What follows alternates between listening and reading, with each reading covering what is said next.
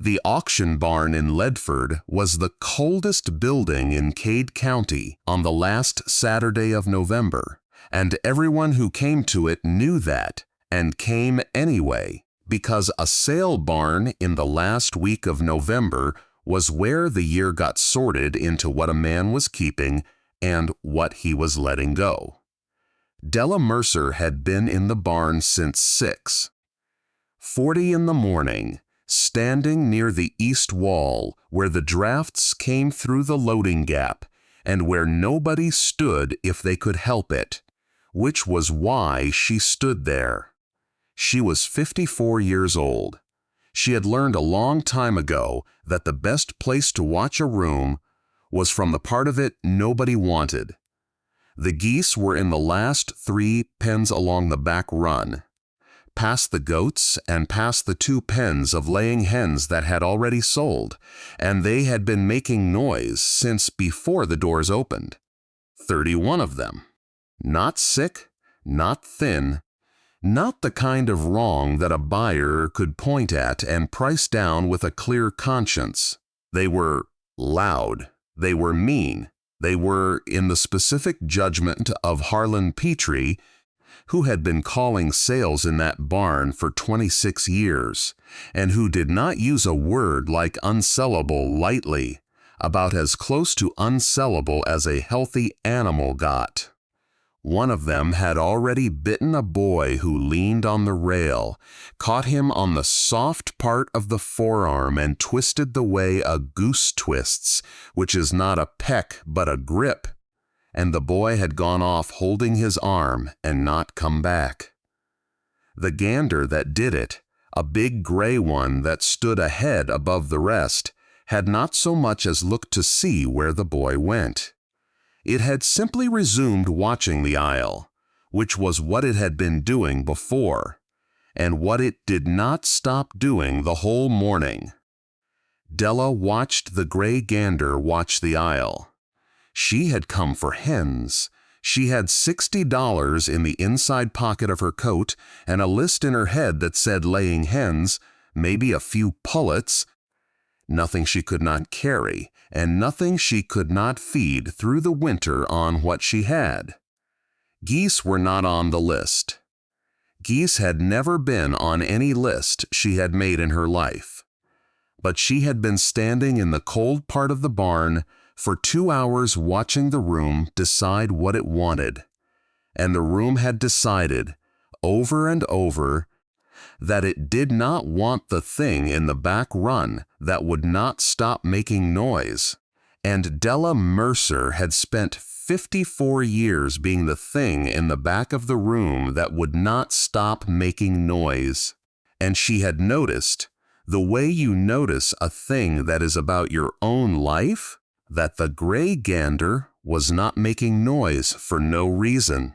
It was making noise at the aisle. It was making noise at the dog that belonged to the man from the feed store.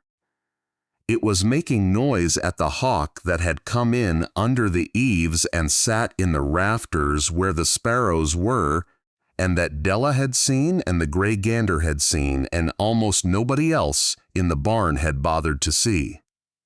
It was not mean, exactly. It was on duty. Harlan Petrie got to the geese at 10:20, which was late because he had saved them for last the way you save for last the thing you are not sure how to move. He said, "All right, we got geese." The room did the thing Della had been waiting to hear it do. It did not bid. It made the low, amused hands-in-pockets sound of a room that has already decided, a sound Della knew from the inside of, and a man near the front said something she did not catch, and the men around him laughed, and Harlan Petrie, who did not laugh, said, "They're healthy, Chinese and a few Toulouse cross. Good lay in the spring." "Nobody bid," he said. "I'll take them by the lot, 31 head. Nobody bid." A man named Dale Fenwick, who farmed the 300 acres that ran alongside Della's east fence, and who had lost, by his own telling, at the co-op 2 weeks before, 11 hens and a whole clutch of guineas to a fox that fall, said from the middle of the room. Give a man a discount to haul his own trouble home. The room laughed at that. Warm and easy, and Harlan Petrie waited for it to finish because he had been waiting for rooms to finish laughing for 26 years. He said, "Somebody give me a number." Della Mercer said, $30. The room turned. Not all of it, but enough of it, the way a room turns when the noise comes from the part of it that is supposed to stay quiet. Harlan Petrie looked at the east wall and found her there. He said, "Della." She said, $30 for the lot. He said, "All 31. She said, "All 31. Somebody near Dale Fenwick said, loud enough to carry, "Lord, she's gonna talk 'em to death. Save the fox the trouble." And the room laughed again. And this time some of the laugh was at her, and she knew it, and she let it be at her, because she had a rule about laughter that she had made a long time ago, which was that you could not stop a room from laughing, and you should not try. You should only make sure the room was laughing at the wrong thing and then wait. Harlan Petrie said, $30, 31 head, anybody else? Nobody else. He brought the gavel down. He said, "Sold to Della Mercer," and then, quieter, "In the way of a man who has known a woman's people for 40 years, you're gonna want gloves." She paid him $30 in the office and had $30 left, and a truck with no proper crate in it. And she loaded 31 geese into the bed of a faded blue 1986 Ford with a stock rack and a tarp and a great deal of noise, and the gray gander bit her twice while she did it, once on the wrist above the glove, and once on the thigh through the canvas of her coat, and both times she said, "I know," the way you say it to a thing that is right to be angry, and both times the gander looked at her afterward as if reconsidering something. She drove the 11 miles home at 40 miles an hour with 31 geese sounding off behind her the whole way, and she did not turn the radio on because she was listening to them, because she had already started the work she did with everything, which was to learn the difference between the noise that meant nothing and the noise that meant something. By the time she turned in at her own gate, she could already tell two of them apart by voice. Hit that like button. Drop your city in the comments. I want to know where you're watching from tonight. Now, let's begin. The Mercer place sat at the end of Coldwater Road on the shelf of land where the Cumberland Plateau starts to give up its flatness, 46 acres that had been her grandfather's, and then her father's, and then, by the ordinary arithmetic of a family that thins out, hers. There was a farmhouse that needed a roof and got a patch instead. A barn that was sound in the way old barns are sound when someone has been quietly keeping them sound, a spring box up the hill, a garden plot, and a henhouse. Della had built herself 2 springs back out of pallet lumber and salvage tin 40 feet from the back door, because she had wanted to be able to hear it at night.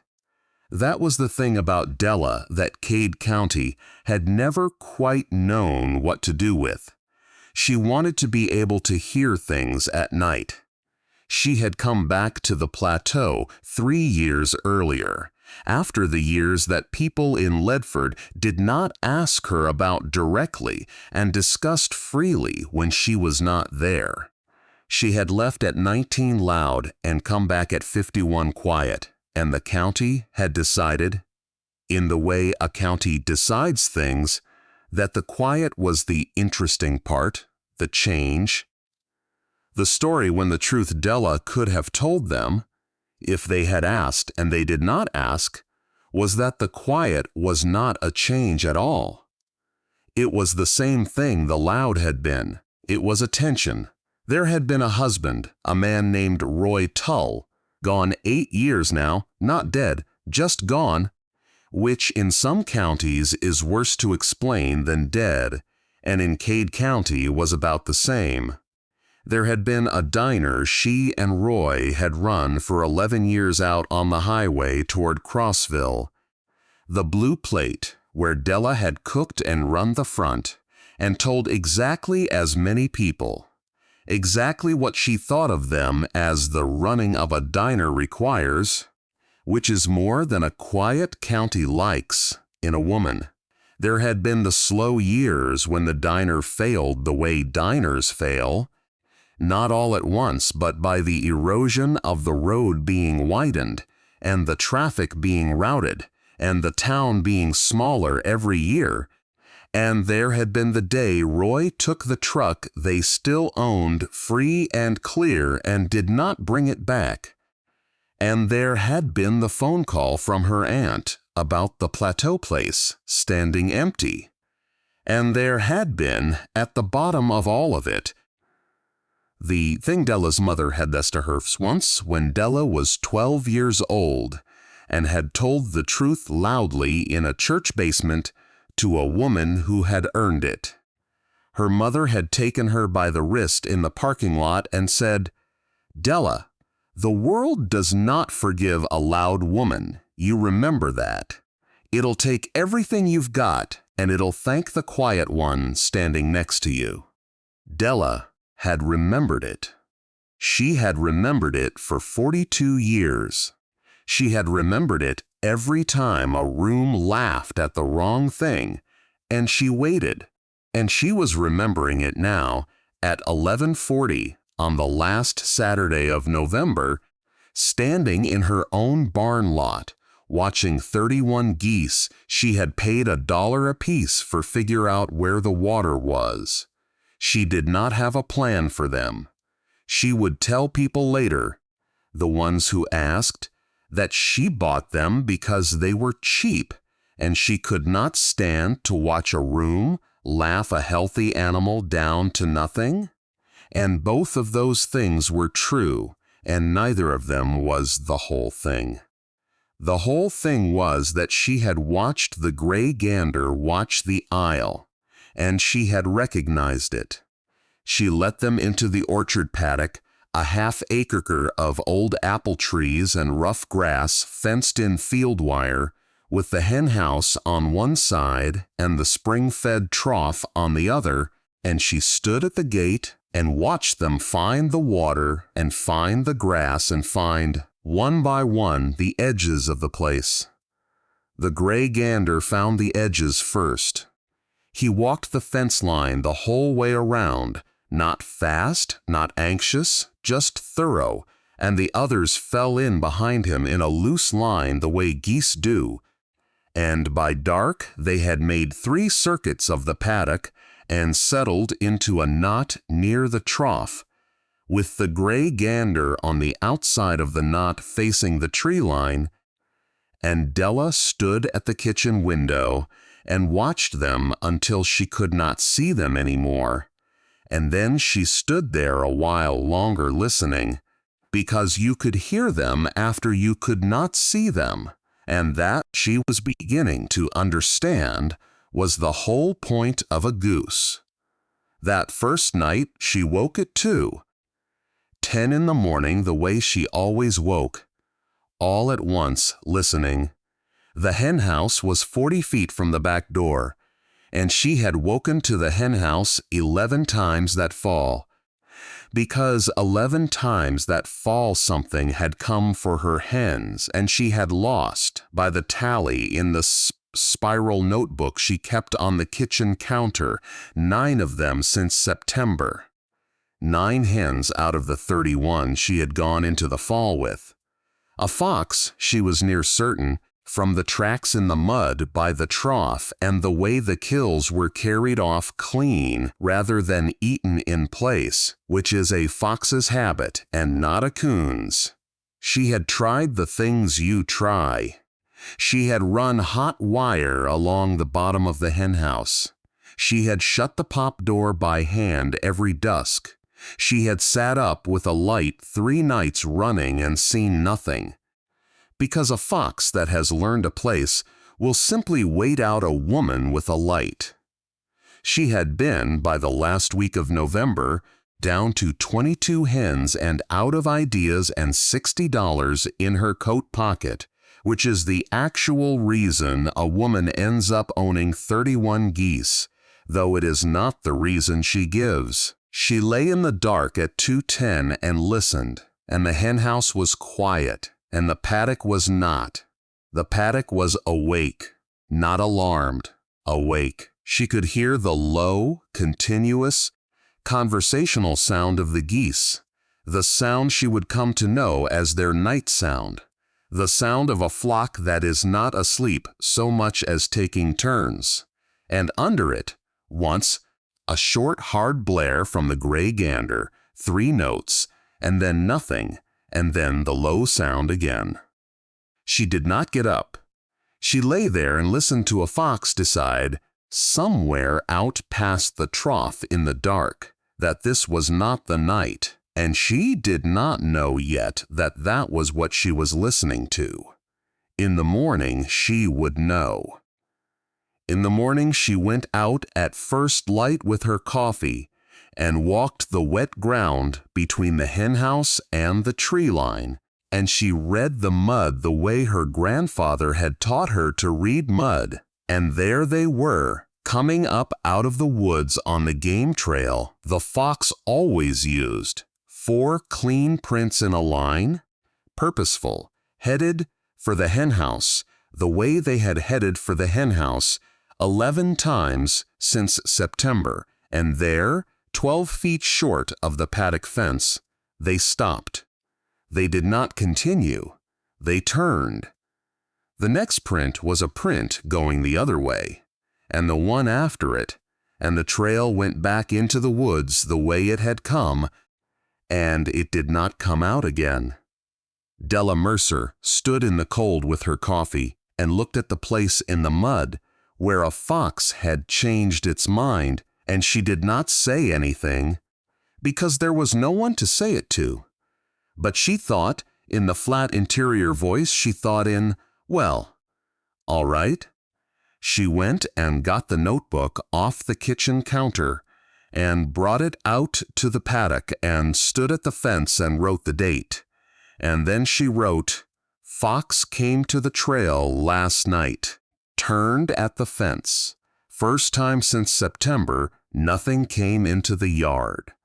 And then, because she was a woman who checked before she concluded, she drew a line under it and wrote, "1 night." And she meant it. 1 night was not a thing. 1 night was an accident. She had been taught, and she believed, that you did not get to call a thing true until it had been true more times than it could stand to be an accident. So she did not tell anyone. She did not tell Verlin Sykes at the feed store when she went in Monday for cracked corn and a bag of the pellet she was starting the geese on.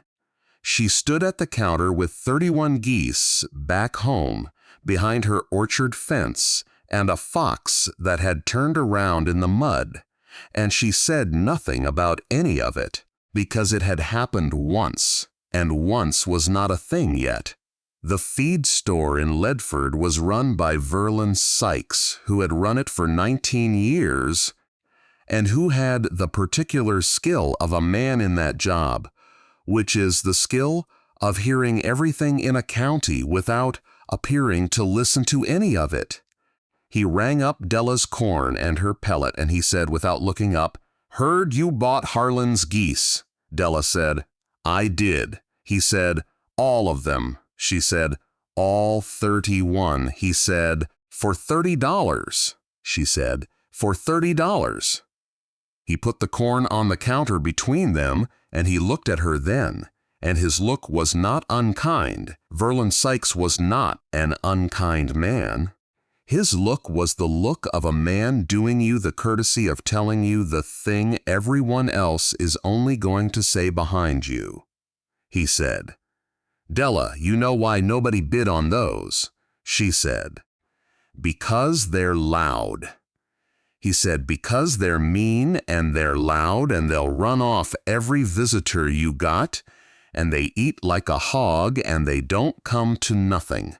She considered whether to answer that and decided the way she usually decided, which was to answer with less than she had. She said, "They came to $30. Verlon Sykes almost smiled. He did not quite. He said, "You gonna eat 'em?" She said, "No." He said, "Then what are you gonna do with 31 geese?" And Della Mercer, who had a rule about laughter and a rule about checking before you concluded, and a rule, older than both, about not handing a county your reasons before you had proof to wrap them in, said, "I'm going to feed them and see." Verlon Sykes said, "See what?" She said, "See what they do." He rang the total. He said, "What they do is bite you." She said, "They've done that."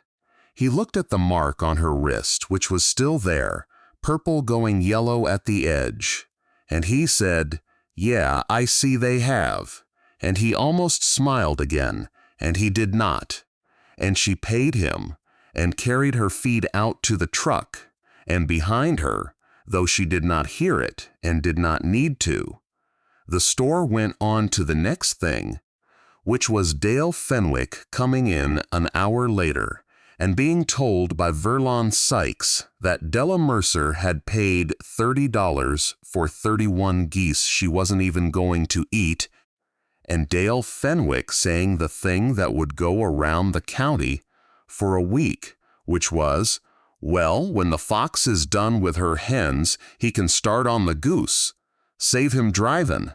And the county laughed, because it was a good line, and because a county will always laugh at the woman at the end of Coldwater Road who wants to be able to hear things at night. Della did not hear the line for 8 days. When she heard it, it did not do to her what Dale Fenwick would have wanted it to do, because by the time she heard it, the fox had not come back for 8 days, and 8 days was starting to be a thing. She kept the count in the notebook. This was the part of it that nobody in the county would have understood if they had seen it, and nobody saw it, because it happened at the fence line at first light with a cup of coffee going cold in her hand. Every morning she read the mud. Every morning she wrote what the mud said. Night 1, fox to the trail, turned at the fence. Night 2, nothing to the trail. Night 3, coon came along the creek side, turned at the corner post, geese sounded at 3 by the sound of it. Night 4, nothing. Night 5, fox again, came within 20 feet, turned. Night 6, nothing. Night 7, nothing. Night 8, fox to the trail, did not turn this time until the fence itself, stood at the fence. Gray gander went to the fence. Fox left. She read that one twice. The night 8 entry, standing at the fence in the cold. Because it was the first time, the record showed the two of them meeting, the fox and the gander, at the wire, with nothing but wire between them, and the fox leaving. She had not seen it. She had heard it at 3:20, the gander's 3 hard notes, and then a 4th she had not heard before, longer, lower, and then the whole flock up and sounding for 90 seconds and then quiet, and she had lain in bed and not gone out because she had learned by night 8 that going out changed nothing, except that the flock had to account for her in the dark, which made them worse at their work. So she stayed in bed and let them do it. And in the morning she read the mud and wrote it down, and under night 8 she wrote, in the flat hand she wrote everything in. 8 nights. no loss. And then, because she was who she was, she wrote still could be the season. Foxes move off in deep cold. Watch it. She did not yet believe the geese. She believed the notebook.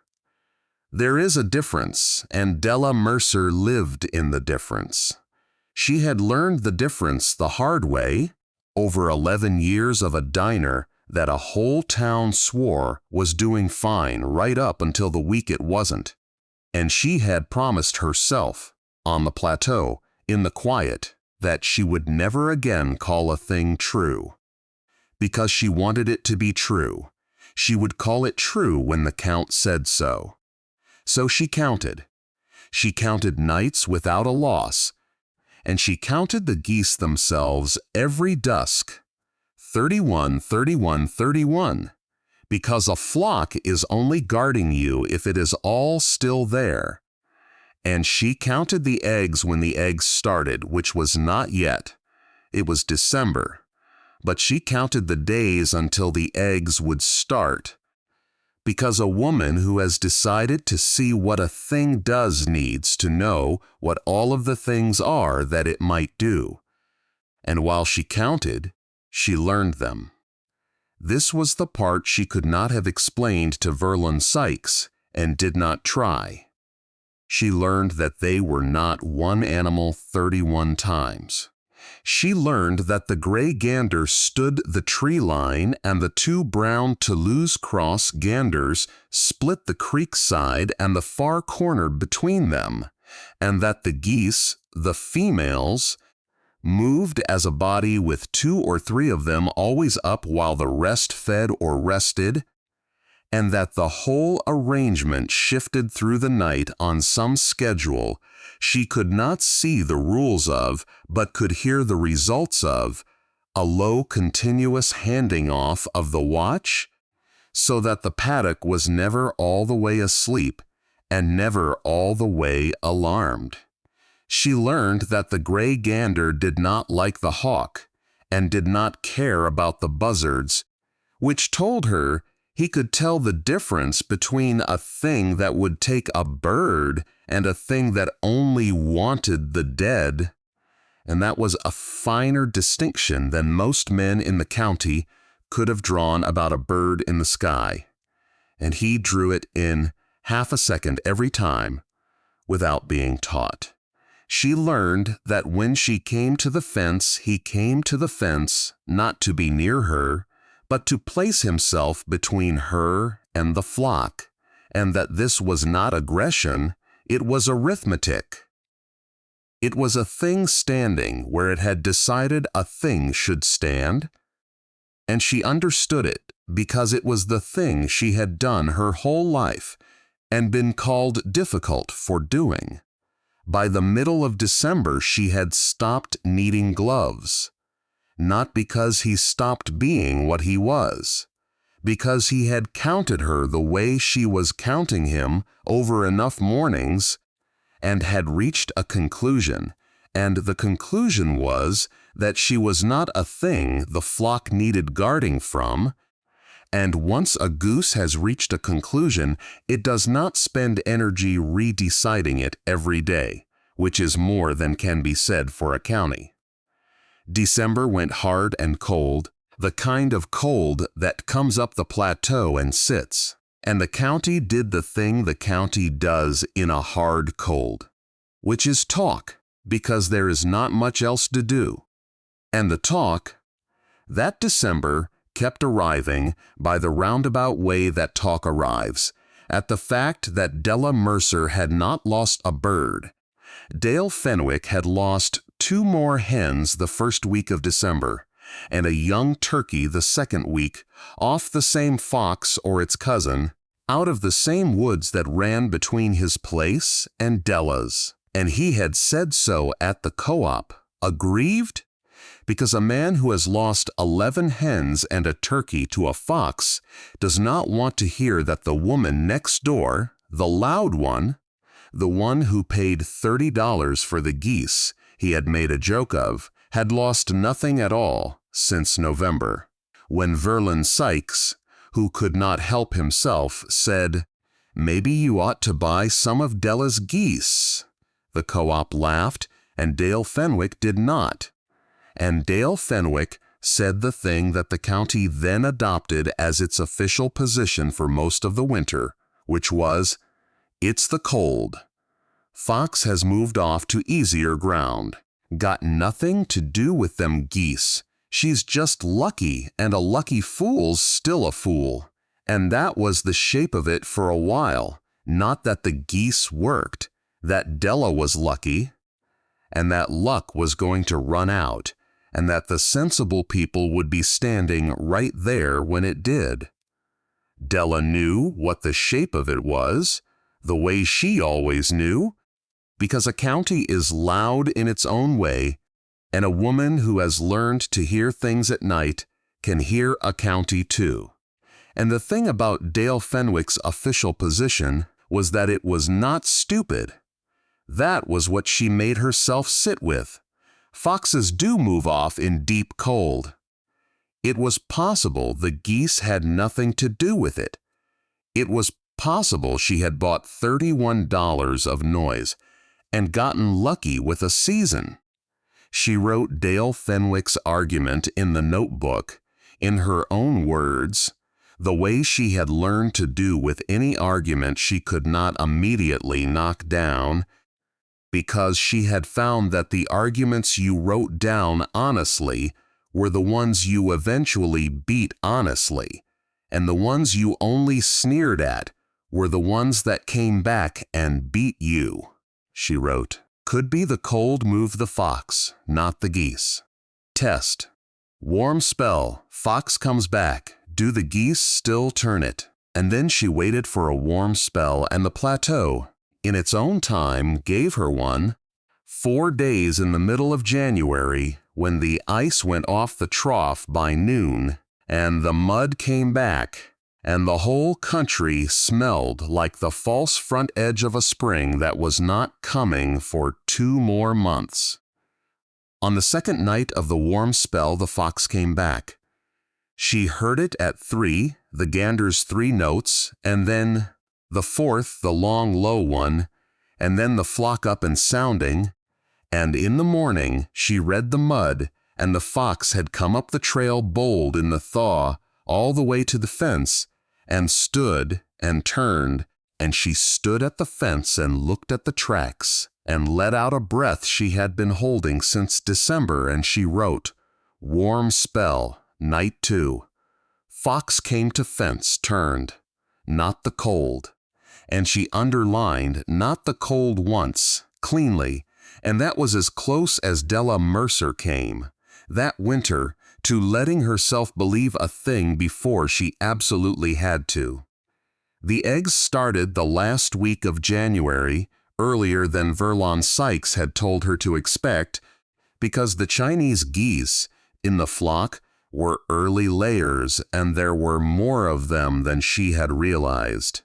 She found the first egg in a scrape by the trough, big and off-white and warm in her cold hand, and she stood holding it the way you hold the first egg of anything, which is with a foolishness you would not admit to, and then she got the notebook and started a second count, running alongside the first, eggs by the day.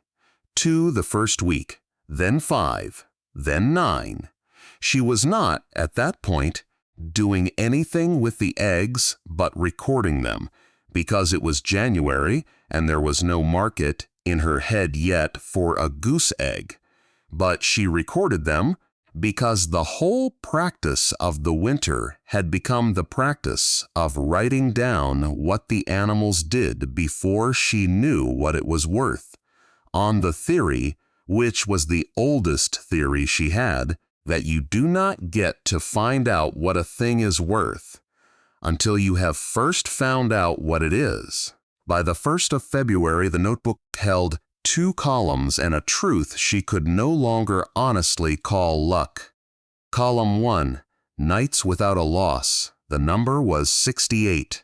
68 nights, through 2 thaws and a bold fox and a coon, and on one bad night in the 3rd week of January, something bigger, she never identified, that came along the creek and set the whole flock roaring at 2 in the morning, and was gone by first light, having taken nothing, leaving a single line of tracks in the creek mud, 2 smeared by the geese's own feet at the fence to read. 68 nights no loss. Column 2, 22 hens still alive. The same 22 she had gone into December with. She had not lost a hen since the geese came home. She read the 2 columns on the 1st of February at the kitchen table, with the lamp on and the cold ticking in the stovepipe, and she did the thing she had promised herself she would only do when the count earned it. She let herself believe it. She wrote, at the bottom of the page, under 68 nights and 22 hens, 1 line. The geese are doing it, and she looked at the line for a while. And then, because believing a thing is not the same as being done checking it, and Della Mercer was never quite done checking, she wrote 1 more line beneath it, smaller. Now find out what it's worth, and find out what happens when the real trouble comes. Because she knew, the way you know weather, that the real trouble had not come yet. A fox is not the real trouble. A fox is a test the geese were built to pass. The real trouble on the plateau, the trouble that took whole flocks in a night and did not turn at a fence for anybody, came in the spring, in a pack, and it was February. And February on the plateau is the last quiet a person gets. The coyotes came the first week of March, and they came the way coyotes come, which is not the way a fox comes. A fox is a single mind and a single appetite, and it can be turned by a thing that makes the risk cost more than the meal. A pack is a different arithmetic. A pack can split. A pack can send one to be seen at the fence, while 2 come along the blind side.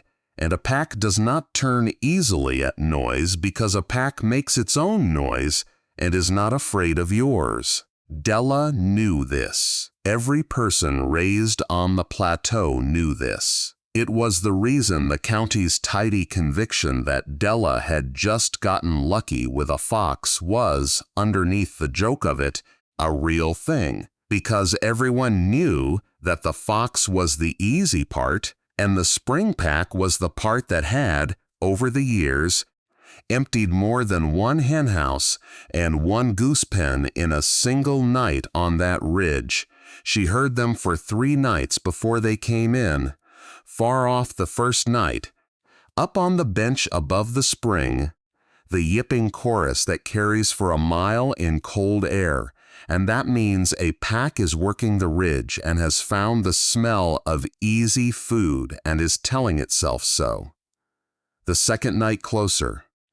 The third night close enough that the geese heard them before she did, and the flock was up and sounding at 1 in the morning at a thing that was still out past the tree line, and Della lay in the dark and listened to the gray gander's long, low note, going out into the woods again and again, and understood that it was not a warning to the flock. It was a warning to the woods. It was the gander telling the pack the thing a gander can tell, which is, this is claimed, and it will cost you. And she lay there and was afraid for the first time all winter, not for herself, for the birds, because she had counted 68 nights, and then 80, and then 91, and she had let herself believe it, and now the real trouble was 3 nights out and closing, and she did not know if a thing she had let herself believe in was going to hold. They came on the 4th night, at 2:40 in the morning, and Della came awake all at once the way she always did, into a sound she had not heard before and hoped never to hear again, the sound of the whole flock going up at once at close range, 31 geese roaring into the dark. and under it the higher, sharper sound of the pack answering. And she was out the back door in her coat and boots with the big flashlight before she had decided to be, which was the one time all winter she broke her own rule about staying inside, and she would say later that she was right to break it, and also that it very nearly cost her everything, both of which were true. The beam found the paddock in pieces. It found the flock balled tight against the henhouse wall, the females packed in a shuddering mass with the young and the layers in the center, and it found the 3 ganders out from the mass in a rough line facing the creek corner where the fence sagged, and it found, at the fence, low and fast and gray-brown in the light, 2 coyotes already inside the wire and a third at the sag coming through. She would remember it in pieces because it happened in pieces. She would remember the gray gander leaving the line and going straight at the nearest coyote, not away from it, at it, wings out and down and the long neck low and driving, a bird half the coyote's weight going at it like the arithmetic did not apply, and she would remember the coyote flinching, actually flinching, a wild thing that kills for a living, giving ground half a step to a goose, because the goose was not behaving the way prey behaves, and a predator reads that faster than it reads anything. She would remember the 2 brown ganders hitting the second coyote from the side, together the way she had watched them split the creek corner every night for 100 nights. The coordination of it, and she would remember the noise, which was the worst of it and the best of it, a wall of noise she could feel in her chest, and she would remember running at the fence herself with the light and her own voice added to the wall, because a woman is not nothing in that arithmetic either, and the third coyote at the sag deciding, in the light, with the noise, with the 2 in the wire getting more than they had come for, that the meal had cost enough. She would remember them going, all 3, back over the sag and into the creek dark, and the flock's roar following them out, and then dropping, in stages over the next hour, to the low continuous night sound, the taking turns sound, the sound of a flock that has held. It was not clean.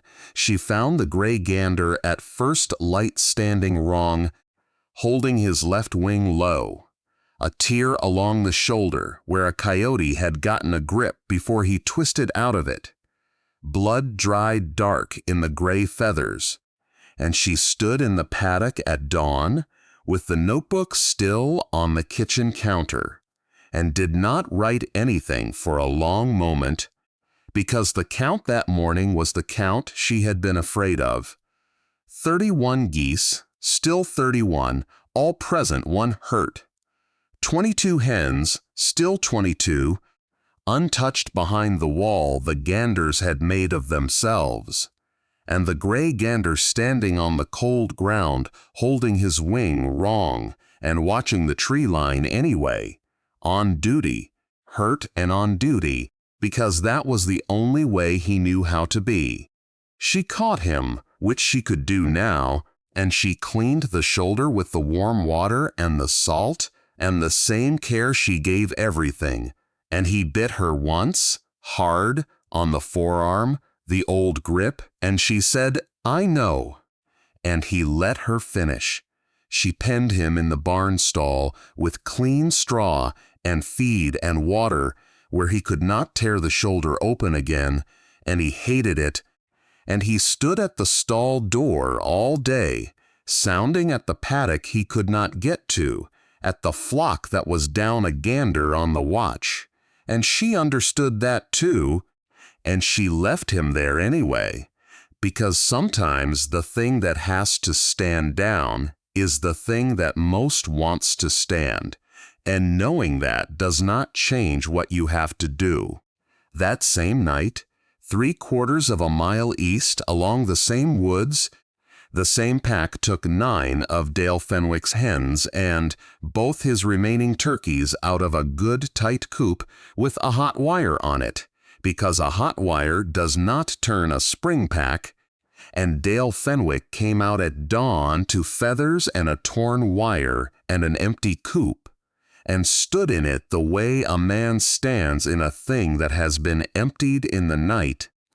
And there was no laughter in him that morning at all.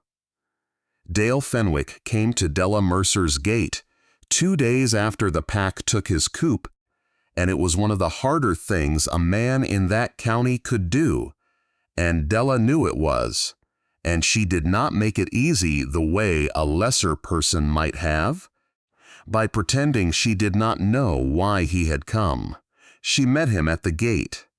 She had the notebook in her coat pocket, because she carried it now the way she had once carried the flashlight on her keyring, which was that having things available was better than needing them and not having them.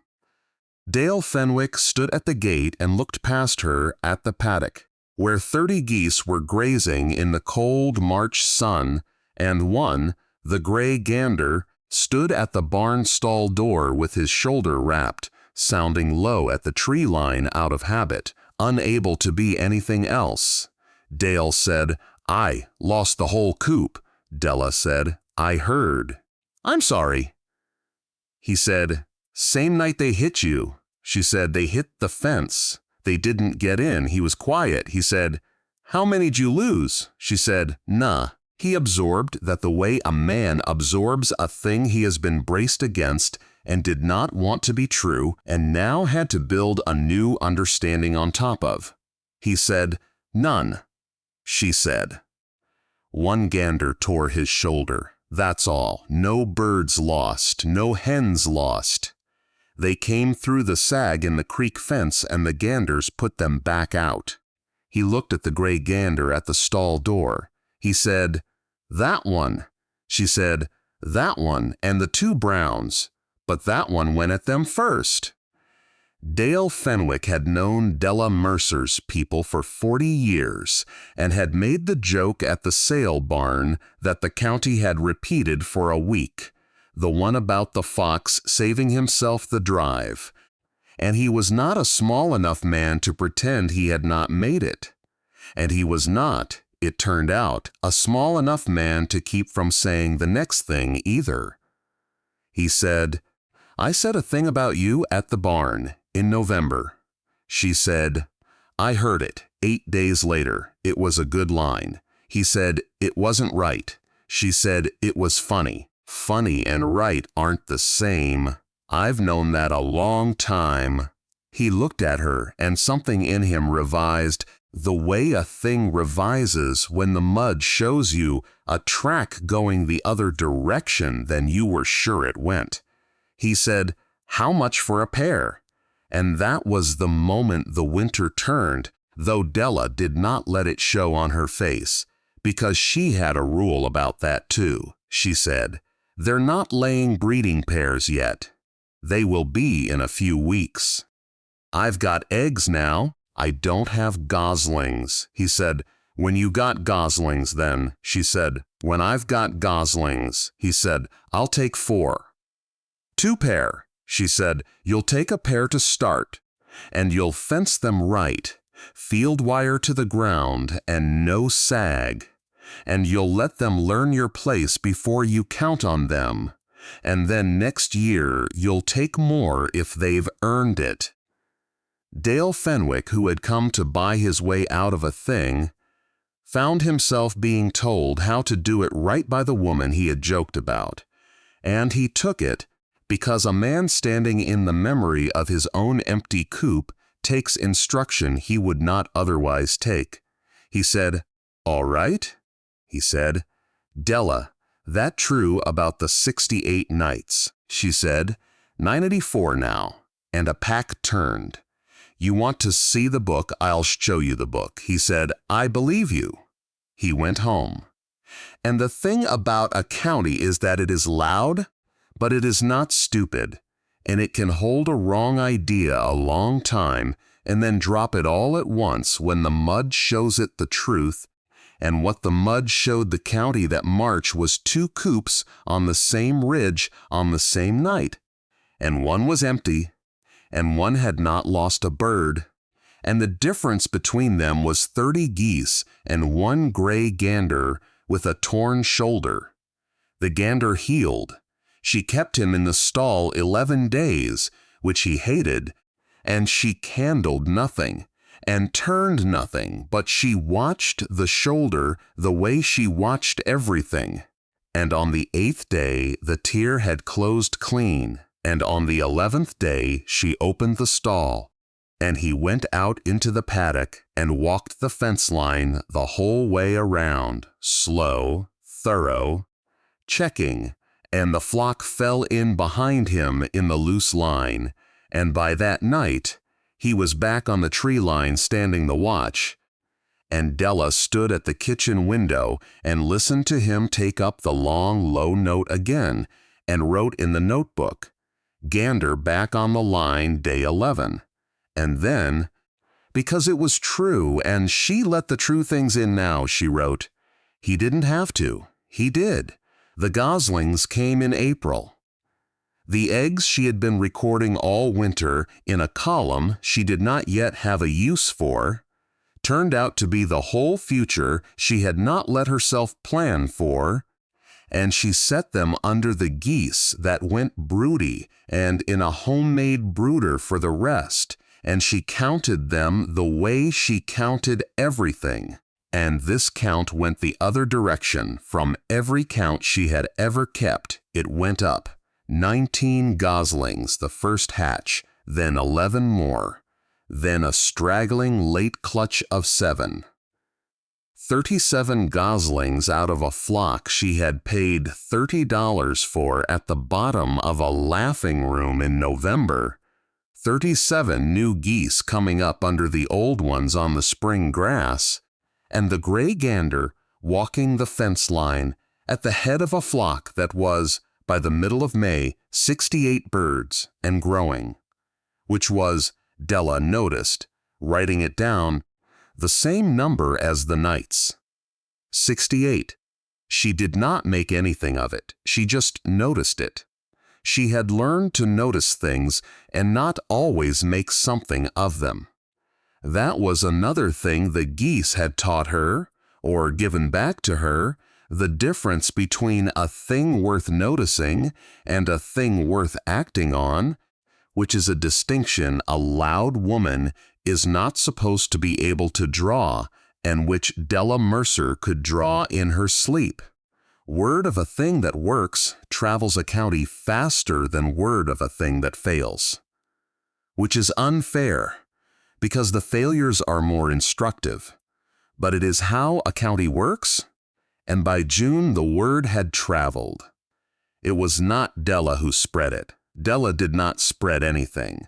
It was Dale Fenwick, of all people, who could not stop telling the story of his empty coop and the coop next door that held, because a man will tell a story against himself if the story ends with him being right in the end about the thing he was wrong about at the start.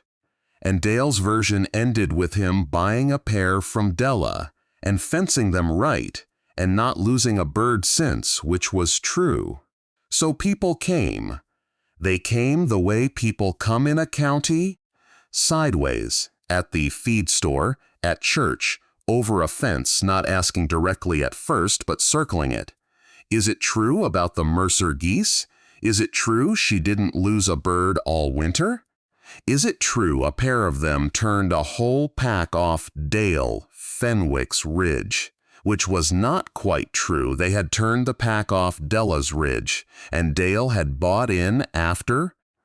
But the county rounded it up the way a county rounds a good story up, and Della did not correct it, because the shape of it was true even where the detail was generous. Junie Ross came in the last week of June.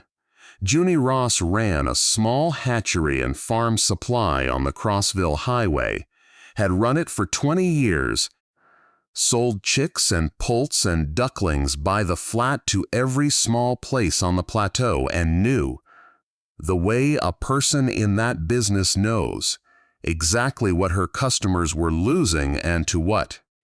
She drove out to Coldwater Road on a Tuesday and stood at Della's fence and watched 68, now closer to 70, geese work the paddock with 3 ganders reading a sky that had a hawk in it, and she watched the gray gander clock the hawk and dismiss it as too high to bother with and go back to the tree line, and she said, "I've got 40 customers a year who lose birds to fox and coon, and I've got nothing to sell them for it but wire and prayer."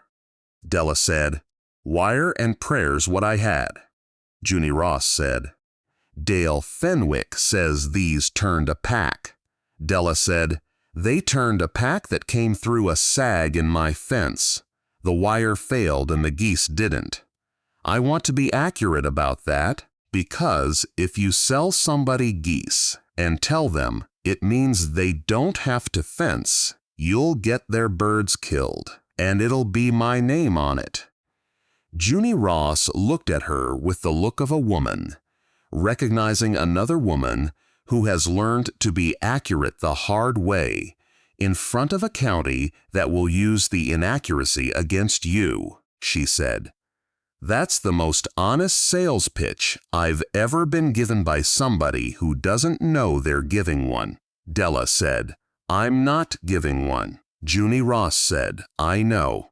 That's why it worked." She looked at the flock. She said, "I'd take goslings, straight run, sexed pairs if you can sex them, weaned and started so they're past the fragile part. My customers don't want eggs to hatch. They want a bird that's ready to learn their place.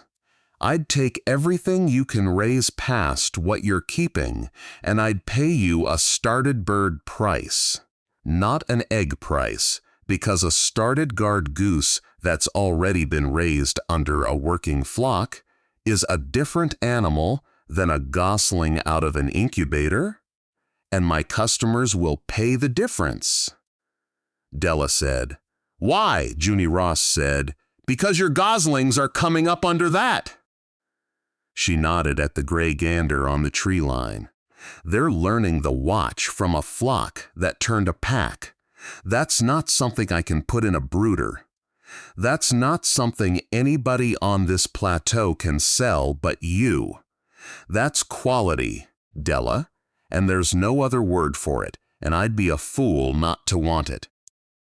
Quality. Della had not heard the word said about a thing of hers in a long time. She had heard it said about her cooking once, years back at the Blue Plate, before the road moved, and she had not heard it since. And she stood at her own fence in June and heard a woman who knew the business say it about 68 geese she had bought at the bottom of a laughing room, and she did not let it show on her face because she had a rule, but she felt it land somewhere the rule did not reach. She said, "I'll need to know how many and when, and I'll keep back my best for breeding, and I won't sell you a bird I wouldn't put in my own paddock." Junie Ross said, "That's the only kind I want." They worked it out at the kitchen table, which is where things get worked out on the plateau, with the notebook open between them, because Della's notebook, the winter's whole ledger of nights and losses and hatches, turned out to be the exact thing a buyer needed to see, a season of counts that said, in Della's flat hand, "This is not luck. Here are the nights. Here are the numbers. Here is the pack." Junie Ross read the notebook the way Marcus Dent would have read a sourcing story, which is to say she read it as the proof under the price. She said, "Nobody keeps records like this," Della said. Nobody I sold eggs to at the Blue Plate believed me either until I showed them the books. Junie Ross said, "The diner." Della said, "The diner." Junie Ross said, "I heard that failed." Della said, "It did. The road moved. You can keep good books and still fail if the road moves. The books weren't the problem. I know the difference now." And that was the closest Della came that summer to saying the thing the whole winter had been about, which was that she had once done everything right and been beaten by a thing she could not control, and had come up the plateau believing, in the quiet, that doing things right did not matter, and had spent a winter with 31 loud unwanted birds being taught, one counted night at a time, that it did. By the end of the summer it was a working operation, which is a specific thing and not the same as a busy one.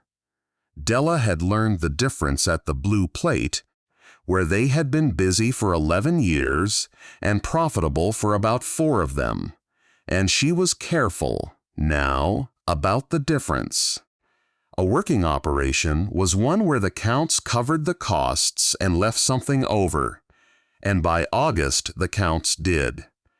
She kept 30 breeding birds, the best of the old flock and the best of the spring's goslings, chosen for the way they read a sky and stood a line, not for the way they looked. She sold Junie Ross 41 started guard geese across the summer at a started bird price, and she sold 9 breeding pairs direct to neighbors who came to the gate the way Dale Fenwick had come, sideways and humbled. And she fenced none of them out of that, except one man who wanted to buy geese so he would not have to fix his fence. And him she turned down flat and told him why, and he went away angry. And 2 of the neighbors who heard about it came to buy from her specifically because she had turned him down, because a county will trust a seller who will refuse a sale more than one who never has. She sold the eggs she did not set to Junie Ross's baking customers, big and rich, and wanted by the people who knew to want them.